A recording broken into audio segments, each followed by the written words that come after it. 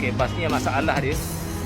Dia punya belting kita aja ketat pun dia stay melompat-lompat lah belting dia, sebab dia pakai mounting. Asal dia bukan pakai ni, dia pakai bracket macam ni. Tapi sekarang ni dia dah ubah suai. Kita kena tukar balik lah, sebab dia bergoyang. Bila adjust pun dia akan tarik mounting ni. Bila adjust, kau nampak tak belting ni goyang kuat sangat. Nampak? Lompat belting ni kuat sangat. Ni mounting dia pakai mounting enjin. Masalah ni bukan dia punya. Dia ada tapak scanner ke tapak baru boleh. Ni bukan tapak dia.